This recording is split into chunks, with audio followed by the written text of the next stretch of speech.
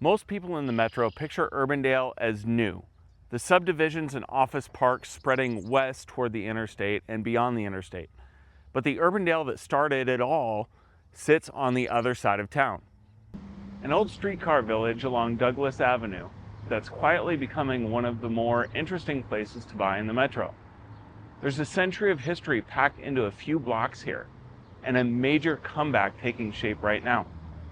Give me the next few minutes and I'll show you a side of Urbandale almost nobody talks about. So where exactly is original Urbandale? Picture Douglas Avenue running east to west. Start at Merle Hay Mall on the eastern edge and follow it back to about 72nd Street, with the old heart of town sitting right at 70th and Douglas. That's the pocket. The homes here mostly went up between the 1920s and mid-century, so you get grown-in trees and a street grid that predates the suburbs by decades. It's the 50322 zip code in Polk County, the original half of the city that spent the last 40 years marching west into Dallas County. If you're after the most central and most established way into Urbandale, and the most affordable, this is the corner to know. And a piece of trivia I love. A lot of the DART bus routes through here still trace the original streetcar paths from a century ago. Ride the bus down Douglas and you're following the old trolley line almost exactly. This whole place owes its existence to a streetcar. In 1905, crews started laying a rail line out here that was supposed to push northwest to Grimes, then on to Woodward. It never made it. The company couldn't lock down the right of way, so the tracks simply ended at a turnaround near 70th Street that the city still marks today with a little green space called Trolley Park. Rather than scrap it, they wired it up as an electric streetcar and ran it into Des Moines, carrying workers, students, and freight. And it ran constantly. Cars rolling roughly every 7 or 8 minutes at rush hour from before dawn until midnight, hauling something like 4,900 riders a day on a 15-mile loop. Coal miners rode it out to the mines. Teenagers rode it into the city for high school. It kept that rhythm until 1951, when buses finally took over. Put simply, Urbandale grew up around the end of a railroad that never got finished. Two things turned that streetcar stop into a town. The first one catches people off guard: coal. 4 shaft mines once ran beneath the early settlement, some of them hundreds of feet deep. And many of the first residents were miners who caught the trolley to work. The second was a school. In 1912, a group of locals called the Urbandale Boosters decided the area needed its own schoolhouse, pooled together $2,000 and built a 2-room school right at 70th and Douglas, next to the trolley stop. It opened its doors in 1916, and the clincher, the big reason Urbandale bothered to incorporate as a city in 1917, was to start its own school district instead of being swallowed up by Johnston. A streetcar stop and a schoolhouse. That's the seed this entire city grew from. Come to 70th and Douglas now, and the past is still hanging around. The city has dressed up the intersection as the center of downtown Urbandale, and you could read the outline of that first main street in the buildings around you. A short drive away, the Urbandale Historical Society protects the oldest chapter of the story of the Olmsted family farmhouse. Built in 1904, the single property in the entire city listed on the National Register of Historic Places. At incorporation in 1917, Urbandale counted fewer than 300 residents. 30-some years later, in 1950, it still hadn't cracked 1,800. Then the post-war suburb boom arrived and the city took off.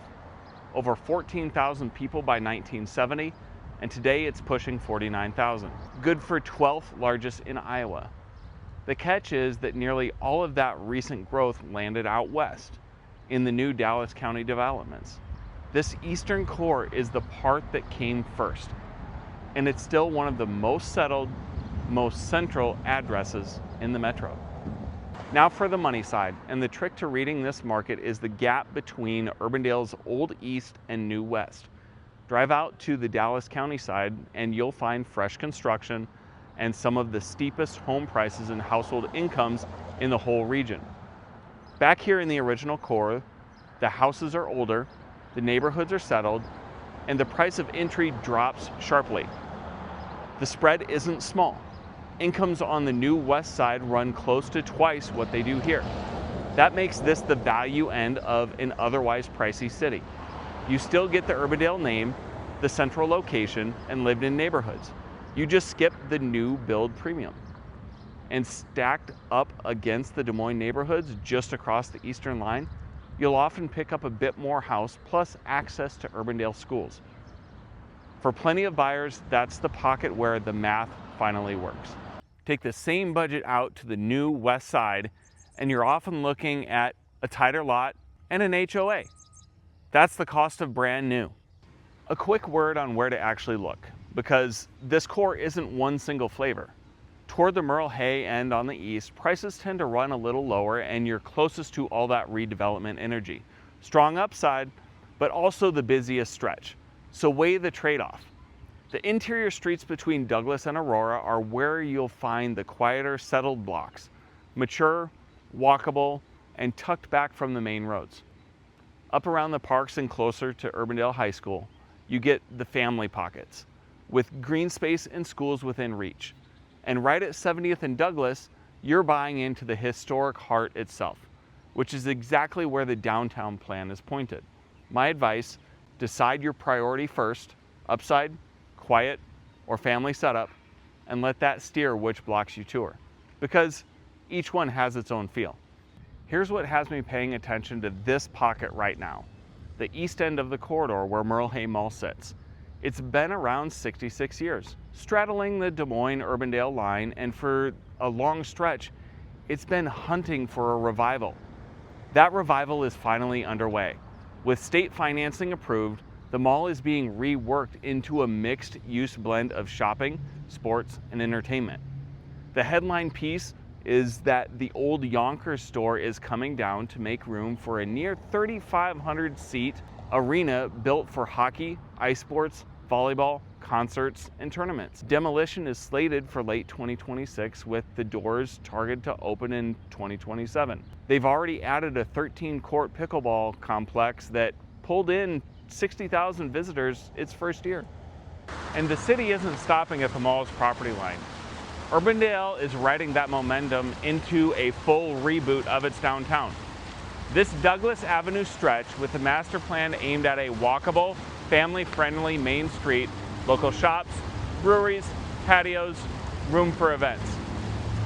The mall is even drawing up a new streetscape along Douglas, and the city is framing Merle Hay as the doorway into a revived downtown. A fair warning though, this one's had a rocky road. The first arena deal with the Des Moines Buccaneers collapsed. The timeline has been pushed back more than once. There's even been a lawsuit in the mix. So treat it as a long-term play, not a sure thing on a deadline. But the money is lined up for now. And if it all lands, getting into this core before the work wraps up could end up looking like a smart move. Something that flies under the radar about Urbandale, this is no sleepy bedroom suburb when it comes to jobs. Finance and insurance lead the way, and the single biggest employer is Marsh & McLennan, the global insurance and consulting firm, with roughly 1,000 people on staff. Right alongside them is John Deere's Intelligent Solutions Group, the team designing the GPS, automation, and precision ag tech that powers today's farm equipment. Some of the sharpest agricultural technology anywhere is being built in these Urbandale office parks.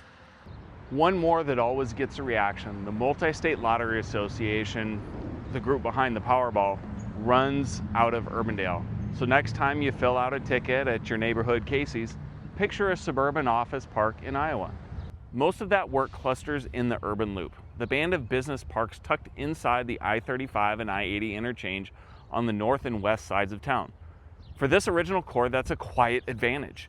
You're a few minutes from all those jobs and a clean shot down the interstate to downtown Des Moines. Few places sit as central to the whole metro.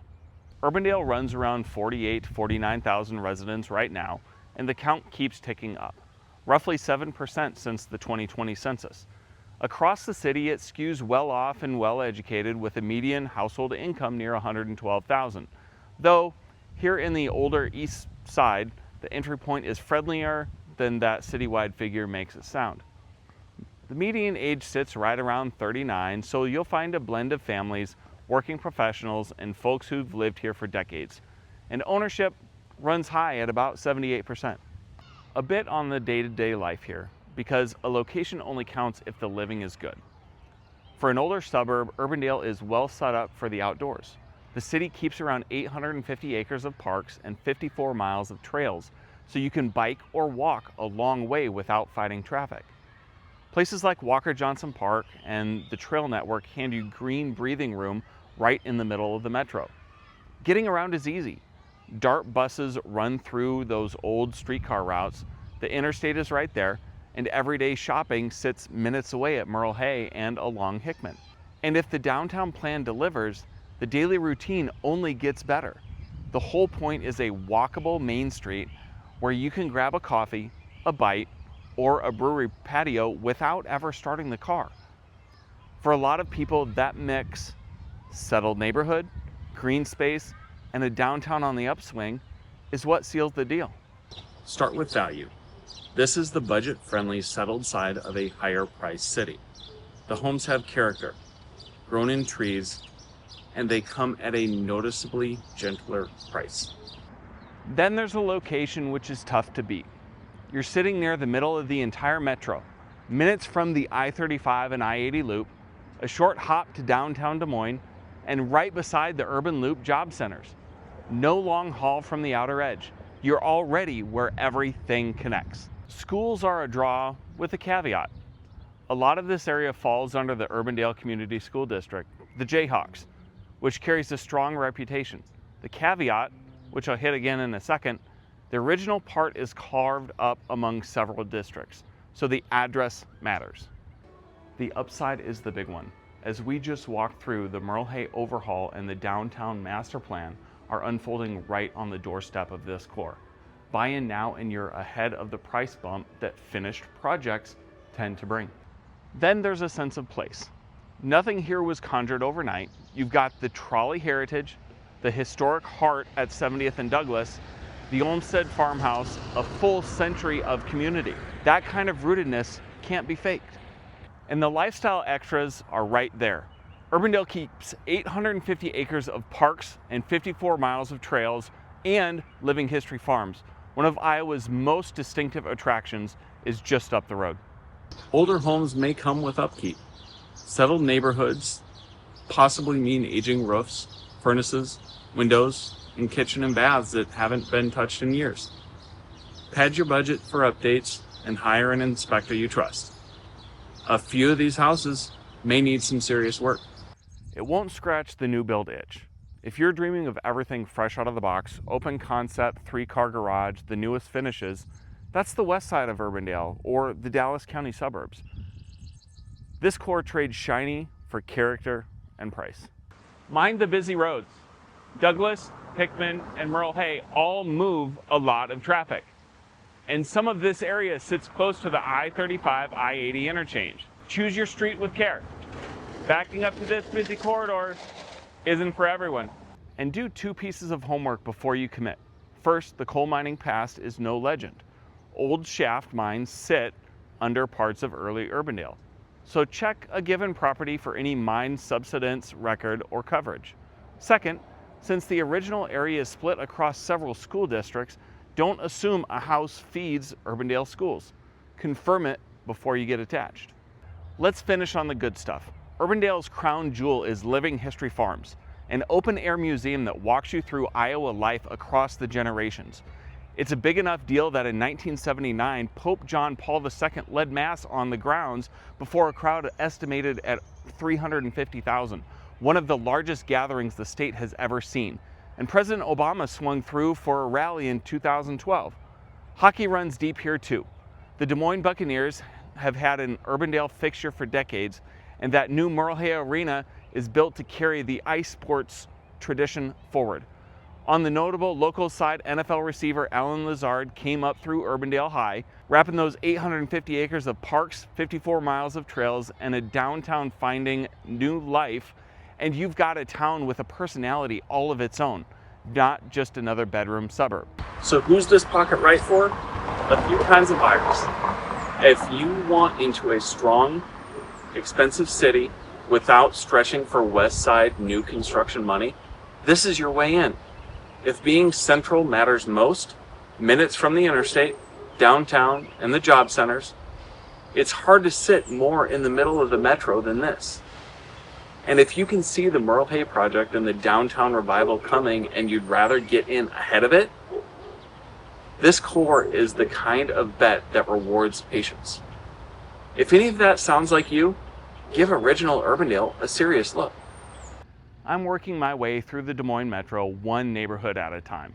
The backstory, the numbers, the upside, and the trade-offs. So if you're trying to land on the right place to live, go ahead and subscribe. There's a whole lineup of these on the way. Got a question about Urbandale? Leave it in the comments and I'll get to everyone. See you in the next one.